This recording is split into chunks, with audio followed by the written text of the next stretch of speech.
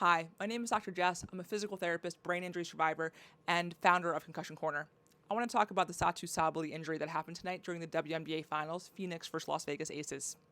Essentially, what we saw today was an appropriate call for the concussion protocol. Absolutely, no questions asked there. My concern is actually how she was helped off the court, and I want to break that down. Essentially, what we found is that when Satou Sabally was down, she was laying on her side, and she was then also laying hook lying, which means on her back with her knees bent. I get that for recovery. We respect the athlete. We let them recover. We also want to make sure that a cervical spine clearing is also done. I believe that we want to make sure that we're ruling out a cervical spine injury with the brain injury and a spinal cord compression injury as well. My concern tonight is that she didn't independently ambulate off that court.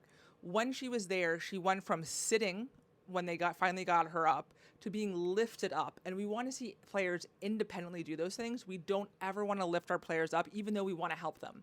We want to make sure we're protecting her spine and her spinal cord and also her brain. What we saw is not only did she collapse, she also had a moment where she actually wasn't able to walk off the court. They call that ragdolling. It's not a very good medical terminology. However, people understand when they see it. She was max assisted up.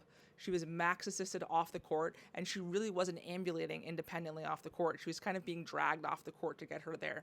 I want to see a C-spine. I want to make sure there's no contraindications there.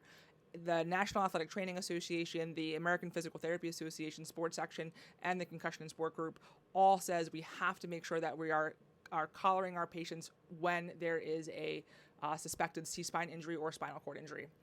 With that being said, my prayers go out to her. If you have any questions, please let me know. And again, we want to make sure, if in doubt, sit them out for the concussion. That's fantastic. That happened tonight. But also, we want to make sure we're doing the acute sideline job that we need to do to protect the player's spine and spinal cord and cervical spine. And I don't think that was done well tonight. And again, the stakes were high. All eyes are on these WNBA finals, and we want to make sure that we're translating this information to people that matter.